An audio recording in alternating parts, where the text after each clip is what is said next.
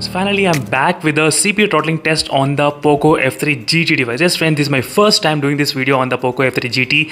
So I'm really excited to see how well the phone will be able to manage the CPU throttling. Yes, the phone has got the Dimensity 1200 chipset, and the variant which I'm trying to use is a 8GB 128GB variant, as you can see. So this is a 8GB RAM variant. Let's see how well the CPU throttling will be managed in the POCO F3 GT device. So which has got the Dimensity 1200.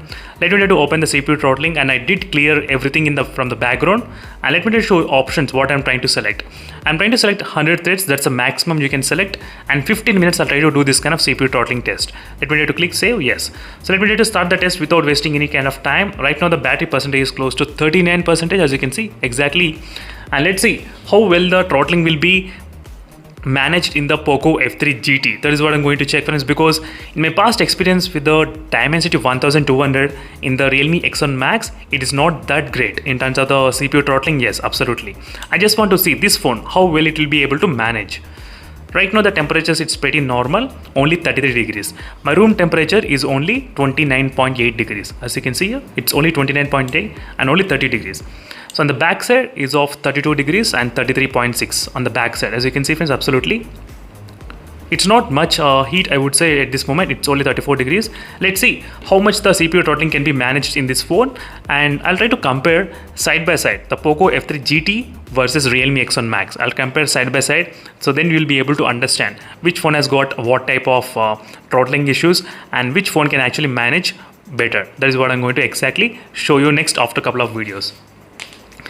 So right now, as you can see, the score is pretty good. The throttling, I cannot see anything goes down below 80%. At this moment, it's staying above 90 only during this time of testing. Not bad. So after doing plenty of reviews and plenty of testings, I can definitely understand, friends, within 5 minutes of time, if the phone doesn't come below 80%, then I would say kind of okay. So right now we are seeing really great performance till now. Till now, no issues with this phone, but let's see what will happen. So again, I'll be back after maybe close to 5 minutes of time. So after 5 minutes of time, then we'll be able to discuss more in detail what is exactly happening in the CPU throttling in this POCO F3 GT device. So in case if you want me to do any other reviews on this POCO F3 GT, so make sure to let me know in the comment section below. So definitely I'll be able to do those videos as soon as possible. So right now, friends, after I think 3 minutes of time, I did started to see this kind of throttling happening. It came down to 70%. Right now, after 3 minutes of time, exactly 36 degrees is the temperature, as you can see exactly. So 37 degrees at this moment, as you can see, 37 and 36 degrees, not, and backside is of 34 degrees on the backside, 35.6, as you can see, 35.6, not bad, and 36.4, 36.8. The temperatures have started to increase, 37.2, as you can see, the temperature is increasing little by little. So this just for 3 minutes only, friends. For 3 minutes, we did see the highest went up to 34. We did start the test around 34 and 33 degrees.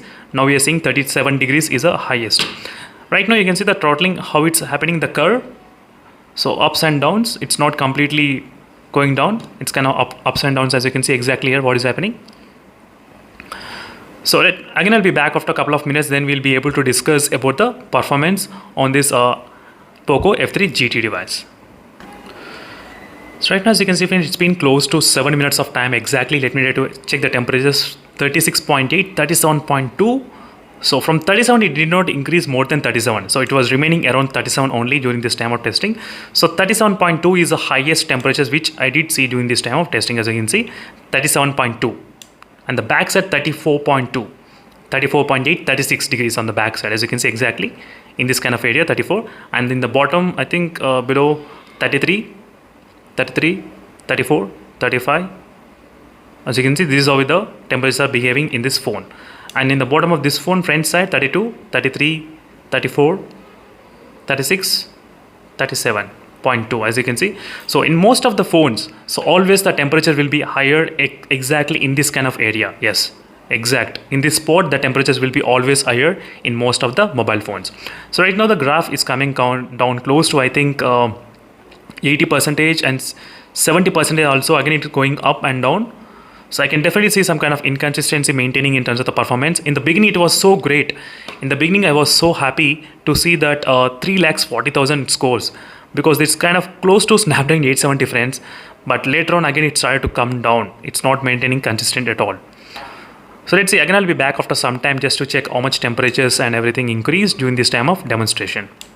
So right now the temperature is not much increasing, so I can definitely understand that the temperature is maintaining below only for that 40 degrees. That's really great.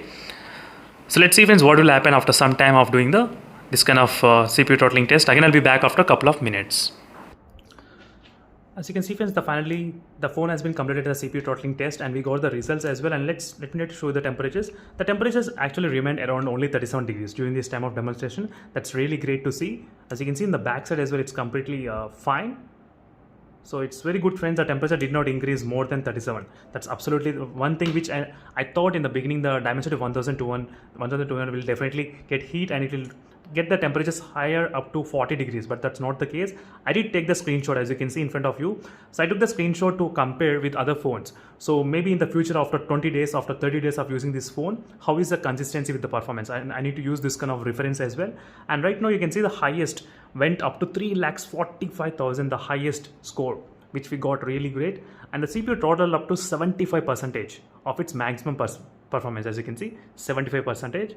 So not bad at all. And the average was about 2,83,000 is the average score which we got, and the minimum 2,39,000. You can see friends, these are the scores which you got in the phone. So if you ask me, when compared with the Realme X1 Max, is it better or not? I would say kind of like not so better, but kind of close to each other. I would say close, yes. But I need to do the more testing. This is just day one friends, so you just need to give some time for me, even for the phone as well. So maybe after a couple of days, at least for 2 to 3 days, I'll be able to come into the conclusion about this device mainly. So in case if you have any other queries, let me know in the comment section below. So temperatures are really great, that's the one thing. And during this process, I did use only 100 threads and 15 minutes. This is my common settings for each and every phone. For every phone, whatever I review in my channel, these are the common settings which I'll be using, so you know clearly what settings I'm trying to use. So that's it friends, thank you for watching this video, and meanwhile stay tuned for more updates. In case if you have any other questions, make sure to follow my playlist which I've created for the POCO F3 users.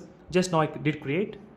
So for the next few days, I'll definitely upload as many as videos on the POCO F3 GT, and definitely this will be helpful for a lot of other users to decide whether to buy this phone or to buy the other device. That is what my main motive of doing this kind of intense kind of testing on this POCO F3 GT device. So thank you for watching this video friends, and don't forget to join my membership by subscribing to my membership. That will be really helpful for me as well to buy more and more phones in the future to support this channel. In case if you feel like, definitely you can join my membership as well. So thank you for watching and see you in the next video friends. I'll stay tuned for more updates. Meanwhile, bye.